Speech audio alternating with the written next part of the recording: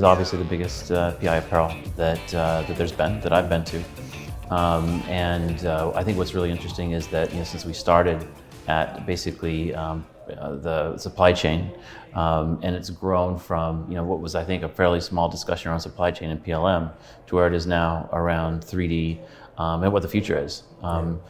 Where we were before was really just kind of organizing our information. Where we've come to now is how do we fundamentally change the industry and bring us to an entirely new place. Some place where we can virtualize the product process to change literally the way we do everything from concept to consumer. I think it's a change that we've needed within the industry for a really long time. I feel like it's a change that will enable us to do all sorts of new things, to be more consumer focused.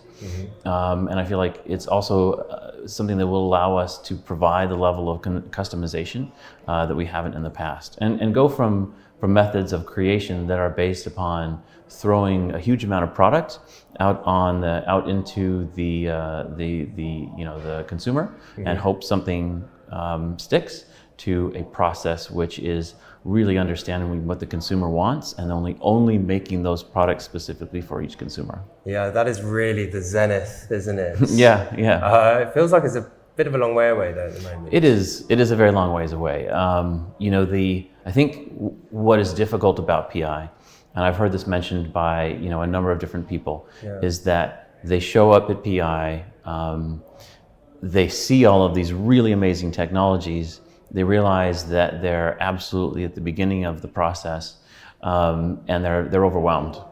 And I think what some of the tracks that have gone on today, the IKEA one was a good example, where they showed people really what IKEA is actually doing all of the things that we're talking about. They are talking about how from concept to consumer, they have digitized the entire experience all the way out to consumer with an AR app that allows the consumer to decide what exact piece of furniture they need in their home. I find that really interesting because where do you think the apparel fashion industry is going, right? It's going toward a customization model. You have a company like IKEA from a different industry leading the way. And I think now we've painted a picture that this is where the industry should go. These are the technologies that you need. And so now I think companies can come in, see the technologies, but then also understand this is how I'm going to put them together into a process that's really going to make a difference within the industry. Yeah. What do you see is the biggest process changes that are going to happen in the next few years then? So within the last 2 or 3 years, I think we started at a point where you had only product development teams using 3D tools. I think you had a lot of spot solutions that were trying to put this solution in place to reduce physical prototypes.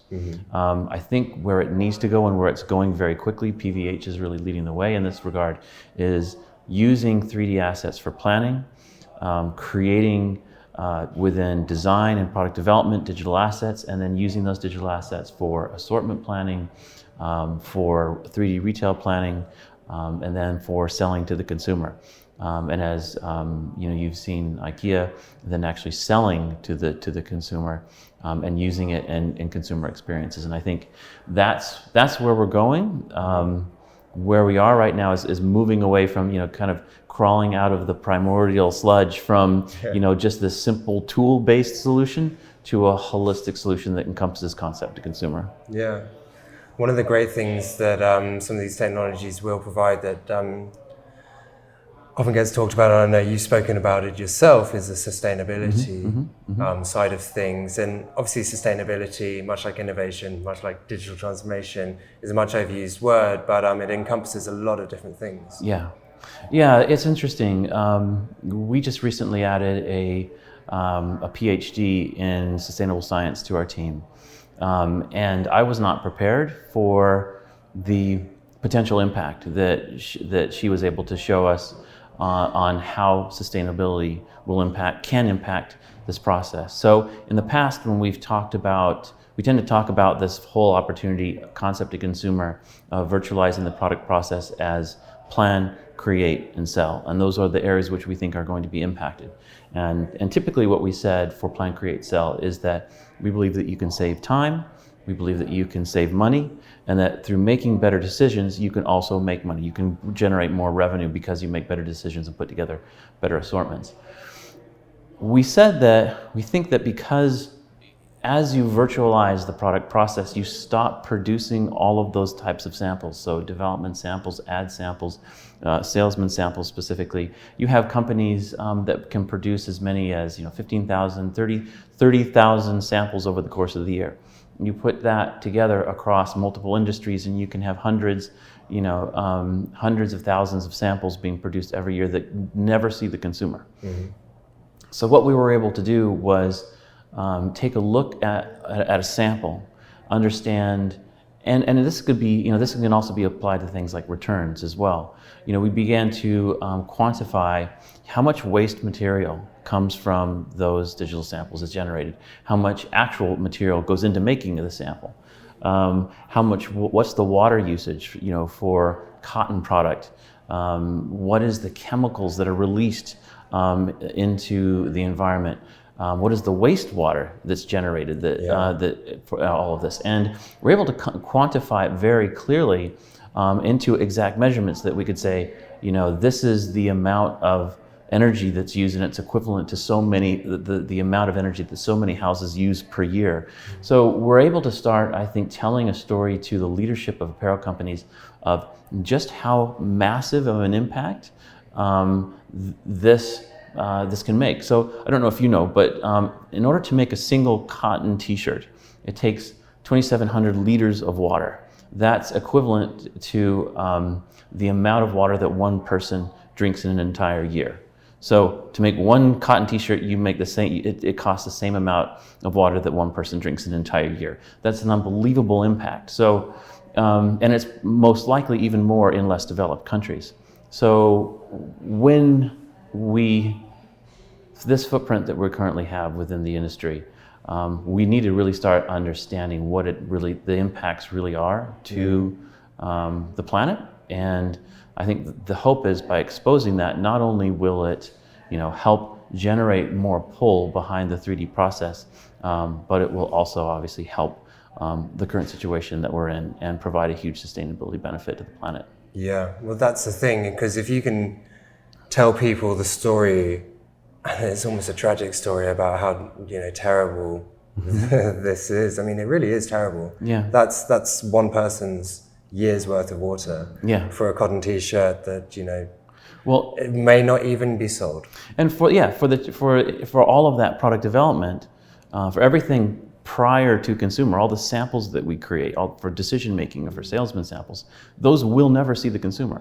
There's literally no purpose in creating them. Yeah. So if we can virtualize the process, we can make a massive impact on the planet. And I think that should be a goal of many companies these days. Yeah, well, that's the first goal, isn't it? To reduce those samples, because that's completely wasted. I guess the next goal in this zenith that we're looking for is perhaps a plan, sell, create system where you only, as you touched on earlier on, you only create it once you've sold it, and if you can get that manufacturing process sped up enough and maybe localized, and the supply chain obviously needs to back that up, then you don't need to ever have a wasted product. Yeah.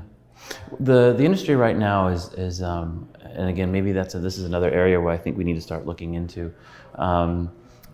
Sometimes when I talk about the process of plan, create, and sell, I add something else in there. So plan, create, make, and sell. This make process is really about digital manufacturing. Okay. Both the creation of digital content that can drive automation within a factory, but also the automation that happens within the factory. So automating the flow of information to the factory, and then once the factory gets it, using that automation using that information internally, digitally, to automate the process.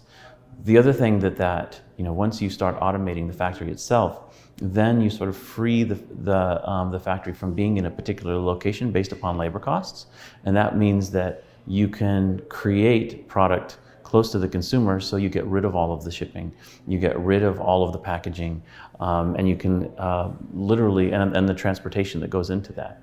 So the bottom line is that if you envision this world where you're creating very little upfront footprint based upon product development and product, the product process.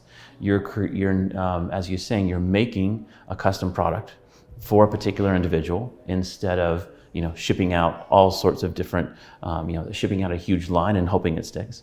And then finally, you're manufacturing that custom garment close to that consumer, so that there's very little transportation and cost incurred with actually getting it to the consumer.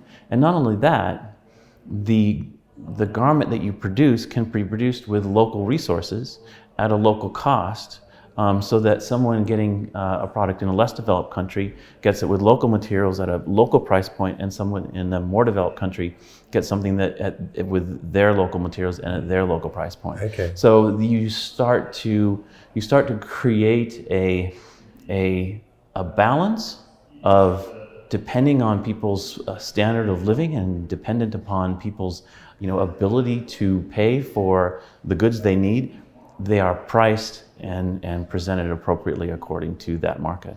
Yeah. I feel like there's so many opportunities in all of the areas of fashion, apparel, footwear industries to change. Yeah. There's so much ground to make up, but actually it's possible that this industry could really turn itself around and be a leader for how things should really be done, because these problems do occur in other industries as well. I think we have an interesting group of people that are part of the fashion industry. Most of these people are very forward-thinking. They're very concerned about the planet. They're very concerned about the people who are wearing the clothing. And I think that there's a push within our industry to really make it more clean. And I think as we can make people more aware of what's possible, and again, even from the financial standpoint of saving time, saving money, making money, those are all fantastic. But when we can add that extra piece of, we can make this whole fashion industry much cleaner and hopefully even beneficial to the planet rather than negative to the planet.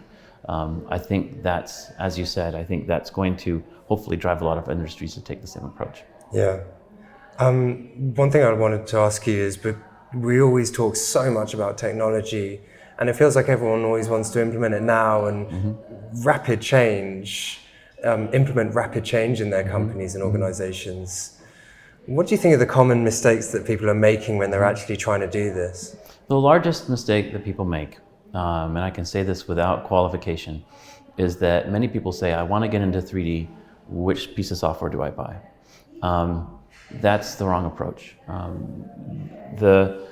Because you're taking a process and you're making it virtual, you're making a digital twin basically of your physical process. It is a process change. It is quite literally a process change. So the way you're going to work is going to be different. The tools that you need are going to be different, and the assets that support that are going to be different, and potentially even the integration with your existing systems are going to be different. So the place to start is to understand how your business operates, what your capabilities you need for a virtual process. You also need to think about then what that end goal looks like. What are you trying to accomplish from concept to consumer? Then once you understand what capabilities you need in the process that you're going to put in place, then you start plugging technology. I'm not even going to call it software. You start plugging technology into that process where it fits and where it can activate it. It doesn't need to be 3D. 3D, I think, is a great solution, because for apparel has forms, that's wonderful. But there's 2D solutions that we're not using, visual solutions that we're not using, that can help that process immensely as well. So I think that's the biggest mistake, is not thinking of it as business process change and not planning for that process change, and really not even thinking that there's more than one piece of technology that needs to plug into it. There's a lot of different things. Exactly. But in the end, it's really about an evolution. You have to realize that change management is going to be part of this, and that people within an organization are not suddenly going to be able to flip on a light switch, go from working in the old way to the new way. You need to educate them, you need to bring them along on the journey, you need to paint a picture of the future, and then you bring them along to that future in a phased approach. And companies have done that, PVH has done that, other companies have done that, and it's been very successful. Yeah. How often Did you see this in Nike, and did this really drive your ability to sort of lead the way in thought-provoking consulting? So with Nike, I mean, I was with the company a very long time, starting in the mid-90s and then leaving Nike in 2015. We was able to build, starting in the year 2000, looking at 3D at that point, and then taking that journey to understand, making the mistakes, understanding what that whole potential is, and then working with the team starting in 2010 to build an actual 3D team to start implementing these ideas within the product categories. Mm-hmm. So that work that we did, because it took so long, and because it took so long to convince leadership and to get people on board, it eventually gained momentum. But I understood then what are the key things that you need to do to get people to speak the language of design, to speak the language of IT, to speak the language of product development, to get them on board. And then how do you speak the language of leadership to help them understand the benefits? So I kind of learned those lessons. We have continued to prove out those lessons with thought-provoking consulting. As the lead principal for thought-provoking consulting, I've been able to, we've built a team that we can now take into companies like PVH and Carter's, and we can take them on that same journey, but in a much more compressed timeline. And our goal isn't necessarily to, bring in a huge number of consultants and overwhelm them with a lot of, work. Our goal is to really, as I said, transfer that knowledge, do that knowledge transfer, so that we help them understand all of the things that we learned, and we can bring them on board at the pace that makes sense for them. Yeah. Because obviously this whole goal is to make things easier for people. Right. But maybe in the short term, there's a little bit of pain that needs to take place to make that change. I don't even think it's pain. I think, quite honestly, when you are really planful about how you move forward with the process, and you don't push people into things, and you explain them, and you educate the teams, it becomes fun. I like to pride myself in the fact that when we work with teams, it's a fun process. You hear about PLM implementations, you don't really ever hear people talking about fun. No. We try to make this fun because technology is fun. These 3D processes and the way we work is really fun, and the benefits that it brings to the companies. If you're working in a way that's really uncomfortable, you're not going to want to come to work every day. If you're working in a way where you're empowered and you're excited and you're using new technologies and you're using new skills, it's massively empowering. We have, for the few schools that are actually training their graduates with these digital skills, those people can't get hired fast enough. I've heard people coming out of colleges who learn 3D skills that immediately get snapped up by large corporations, because there's just not very many people out there with that skill set, but that's where all these brands are moving. So quite honestly, I think it's an exciting time to be working in this field. It doesn't matter whether you're a senior leader, whether you're someone like myself who's helping brands, or whether you're a kid right out of school. I shouldn't say kid, but whether you're a less experienced person right out of school, I think it's a hugely exciting time. Well, it's a very good point, because actually, it doesn't matter if you're 18 or 88, you can learn these skills and you'd still get snapped up straight away. In this day and age, it's really hard to draw divisions based upon age. I've tried to change and you just heard it, I've tried to change the way I refer to people as more experienced in a particular area versus less experienced, because, as you said, I've seen people who are 75, 80 who have a vision of the future that is far beyond some people who are much younger, and I've seen younger people who are incredibly wise beyond their age. So more and more, people used to talk about digital natives. Even people who didn't grow up with the internet, even people who didn't grow up with with an iPhone. Some people, I think it really just depends upon your perspective, how much you're going to embrace these new technologies and start making use of them. Absolutely. It's an exciting time. Yeah, absolutely. Joshua, thank you so much for joining Yeah, us. thank you very much. I appreciate it.